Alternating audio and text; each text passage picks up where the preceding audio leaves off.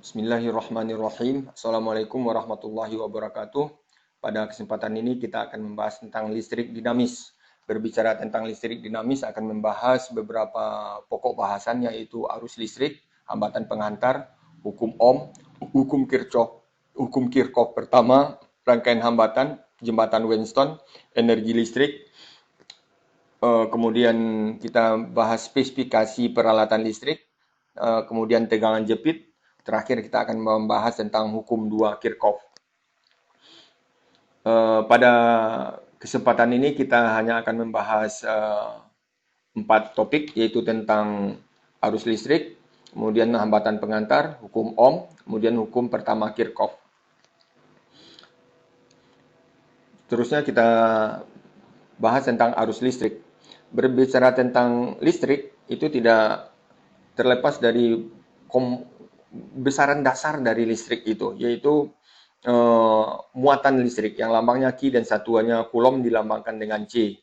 Muatan listrik itu terdiri dari beberapa buah muatan elementer atau elektron. Nilai muatan satu elektron itu 1,6 kali 10 pangkat min 19 Coulomb. Muatan elektron itu sebetulnya muatan negatif, tapi dalam hal ini tidak kita tulis negatifnya karena kita hanya melihat nilainya saja. Karena muatan Q itu terdiri dari beberapa buah itu dilambangkan dengan N, beberapa buah elektron lambangnya E, maka Q itu sama dengan N kali E. Kemudian kita lanjutkan dengan pengertian arus.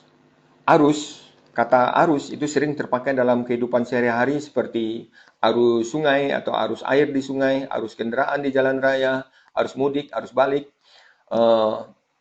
Berbicara tentang arus, itu tidak terlepas dari pergerakan. Misalnya kalau arus mudik, itu pergerakan orang dari kota ke desa, pulang kampung. Kalau arus balik, itu pergerakan orang dari desa ke kota.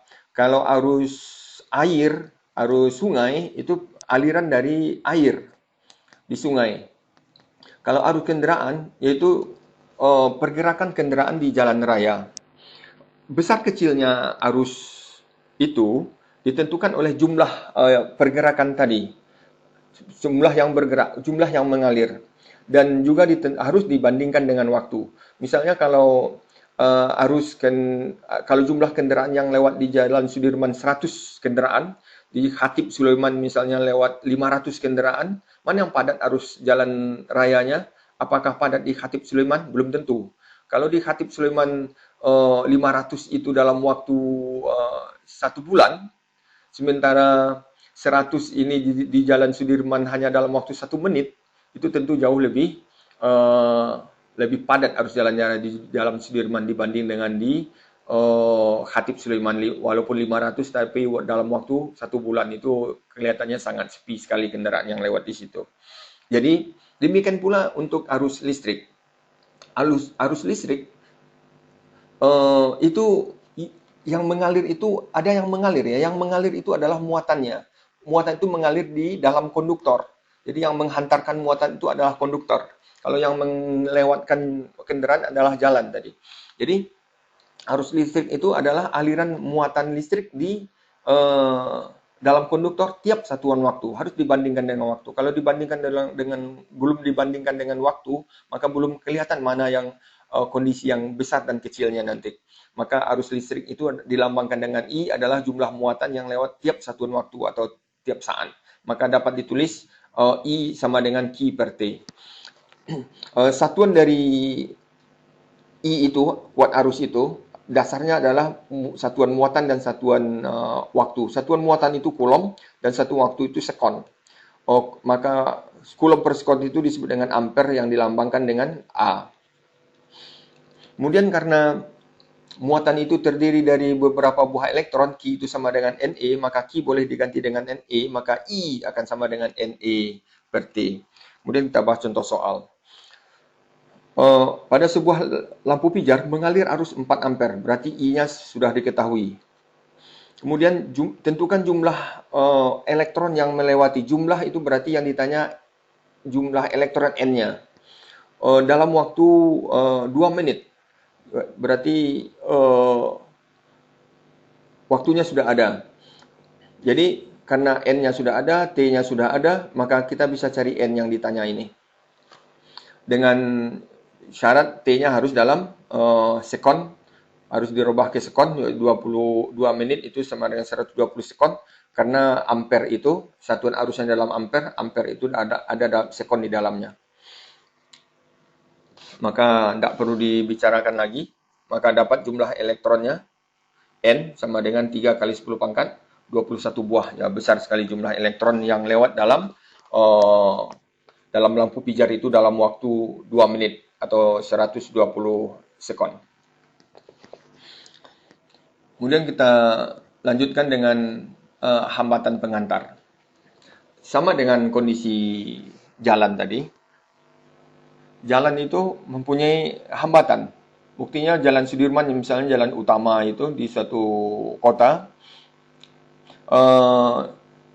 walaupun dia lebar sekali, tapi tetap saja ada nilai hambatannya. Jadi untuk memahami hambatan penghantar, kita lihat, kita tinjau hambatan suatu jalan. Apa buktinya jalan Sudirman yang lebar itu punya hambatan?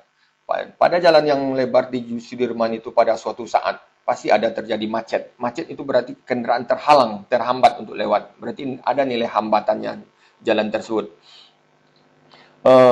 Kalau kita lihat hambatan jalan itu tentu bergantung pada jenisnya, jenis jalan. Kalau jalan Sudirman yang terbuat dari aspal beton itu berarti jalannya mulus, kendaraan mudah untuk lewat.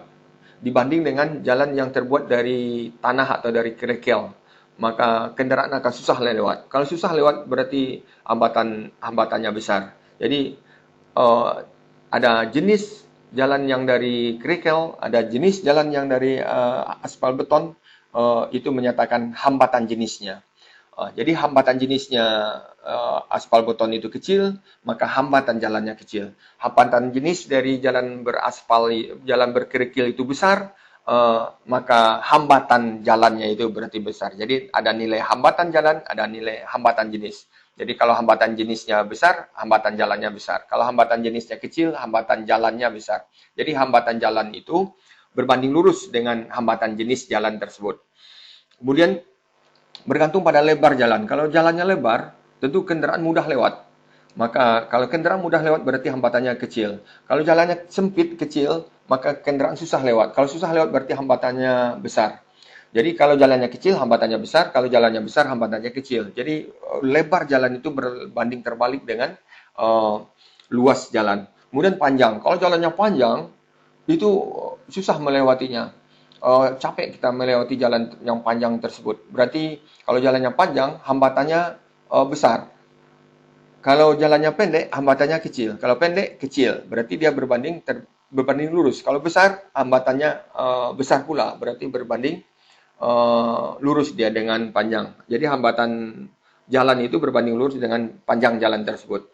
Demikian juga untuk konduktor, untuk penghantar. Penghantar hambatannya bergantung pada jenisnya, pada panjangnya, dan pada luasnya. Jadi hambatan sebuah penghantar atau sering disebut dengan resistensi itu bergantung pada jenisnya, sebanding dengan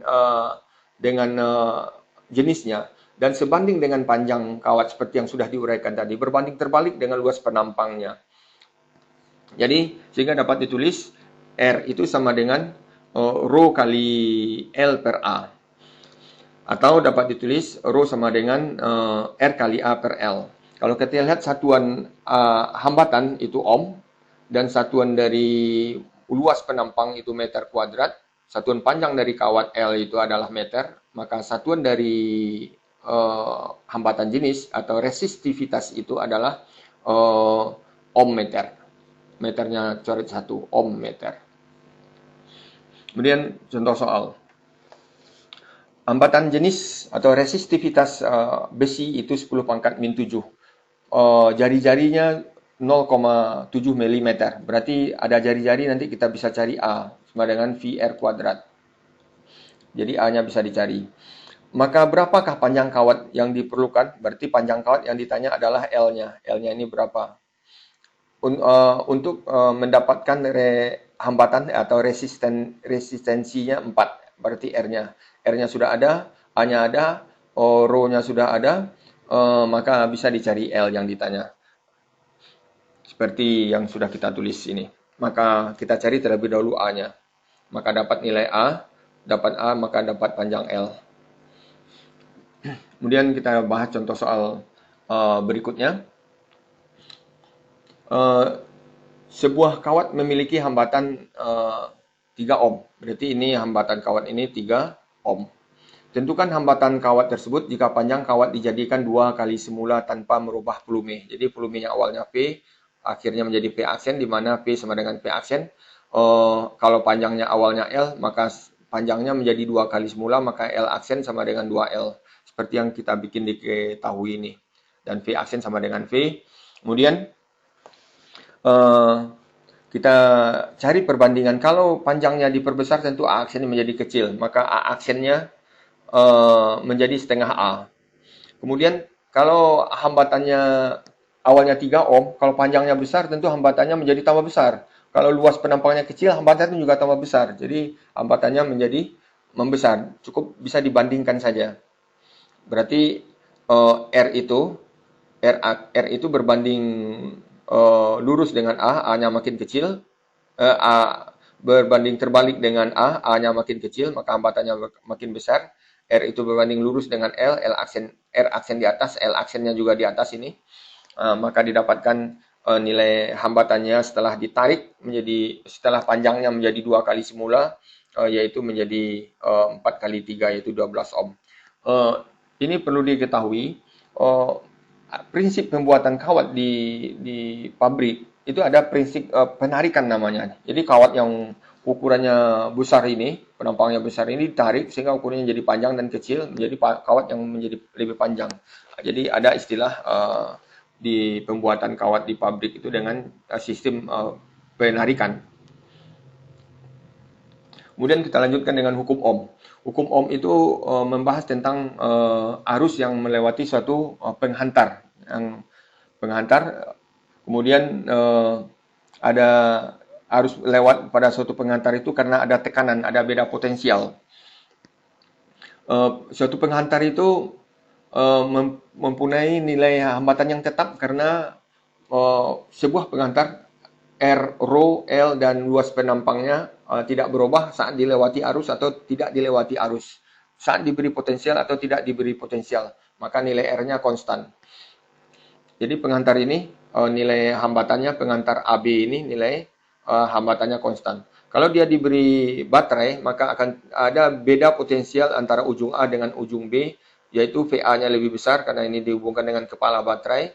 VA-nya lebih besar dari VB, maka beda potensialnya VA kurang VB. Ini beda potensial. Beda potensial ini nanti sering disebut dengan tegangan. Ada tegangan. Kalau ada perbedaan beda potensial, maka akan timbul tegangan listrik. Jadi kalau ada beda potensial listrik, akan timbul tegangan listrik.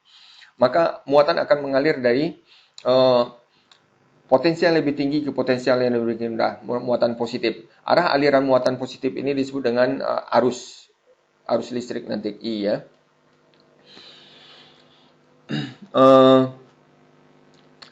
Mirip dengan air, beda ketinggian suatu tempat yang dialiri oleh air.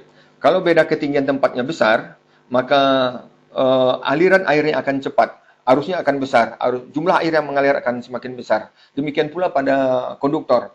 Kalau beda potensial antara dua titik, antara titik A dan titik B besar misalnya, maka jumlah muatan Q yang melewati ini, muatan yang lewat itu akan menjadi besar setiap saat. Artinya I-nya semakin besar setiap saat.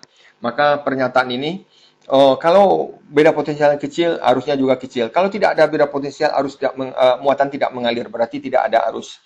Jadi dari pernyataan itu dapat disimpulkan bahwasanya antara potensial dengan arus itu sebanding. Jadi antara V dengan I itu sebanding, ya, sebanding antara V dengan I. Kata sebanding itu boleh diganti dengan sama dengan kalau dikali dengan konstanta, yaitu konstantanya di sini adalah R. Jadi V sama dengan I kali R. Pernyataan ini merupakan persamaan dari merupakan pernyataan dari hukum Ohm. Atau kita bisa tulis I sama dengan V per R atau R sama dengan V per I. Kalau kita lihat dari sini, kalau V-nya tambah besar, maka I-nya juga harus tambah besar supaya perbandingannya tetap karena R-nya konstan. Itu yang merupakan hukum Ohm. Dan kita lanjutkan dengan contoh soal. Kuat arus listrik 4 ampere mengalir pada sebuah penghantar ketika beda potensial pada konduktor tersebut 12 volt. Tentukan kuat arus pada penghantar tersebut jika beda potensial pada konduktor tersebut 15 volt. Jadi ini sederhana sebetulnya. Soalnya kalau kalau potensialnya makin besar, tentu nanti dari 12 jadi 15, tentu I-nya jadi nanti juga akan tambah besar karena R-nya konstan. Maka dapat diselesaikan dengan sederhana aja, dengan mudah aja kita cari terlebih dahulu R-nya. Untuk I aksennya, R-nya yang itu juga, yang 3 ohm itu juga dipakai. Maka dapat I aksennya sama dengan 15. Sebetulnya lebih sederhana, bisa dicari R sama dengan R aksen. R itu V per I, kemudian V aksen itu, R aksen itu V aksen per I aksen. Maka nanti dapatkan juga I aksen ini lebih cepat. Sebetulnya dapat juga nanti hasilnya 5 ampere. Jadi kuat arus yang mengalir pada penghantar tersebut adalah 5 ampere saat beda potensialnya 15 volt. Kita lanjutkan dengan hukum Kirchhoff pertama. Hukum Kirchhoff pertama itu bercerita tentang arus yang menuju ke titik cabang, mirip dengan kendaraan yang menuju ke perempatan jalan atau ke pertigaan jalan. Misalnya sekarang ada yang 10 ini berarti menuju ke pertigaan jalan, menuju ke sini, panahnya ke pertigaan jalan. Maka yang pasti yang meninggalkan pertigaan jalan juga ada 10. Yang lurus 6, maka yang membelok ke kanan pasti 4 kendaraan. Maka 6 tambah 4, 10. Jadi dapat dibayangkan kondisi arus juga demikian. Arus yang menuju titik cabang, ini titik cabangnya, yaitu I1 dan I1 yang menuju titik cabang, I2-nya meninggalkan titik cabang atau keluar dari titik cabang, I3 juga meninggalkan titik cabang atau disebut keluar dari titik cabang. Maka dalam hal ini tentu yang menuju titik cabang I1 akan sama dengan I2 tambah I3. I1 adalah yang menuju titik cabang, I2 adalah yang meninggalkan titik cabang atau yang I1 yang masuk dan I2 dan I1 yang masuk, I2 dan I3 adalah yang keluar dari titik cabang. Maka dapat disimpulkan I yang masuk sama dengan I yang keluar. Contoh soal. Gambar berikut memperlihatkan arus listrik pada rangkaian konduktor. Tentukan kuat arus listrik dan arahnya pada konduktor OP. Ini konduktor OP. Kemana arah arus listrik di sini dan berapa besarnya. Kalau kita lihat dari arus yang masuk, misalnya ini kalau kita beri nama titik cabang ini, kita beri nama X, maka arus yang menuju X adalah 10. Maka yang meninggalkan yaitu 2 ampere keluar dari X dan 5 juga keluar, sudah 7 yang keluar, maka harus ada 3 lagi yang keluar supaya jadi 10 yang keluar. Jadi di sini harus 3 ampere. Kemudian kalau kita lihat titik cabang di sini, misalnya kita beri nama Y, ini yang menuju titik cabang X tadi 10, yang keluar dari titik cabang Y juga harus 10 di sini. Yang keluar di sini juga harus 10 ampere.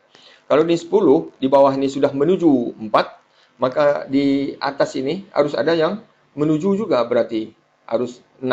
4 tambah 6, 10.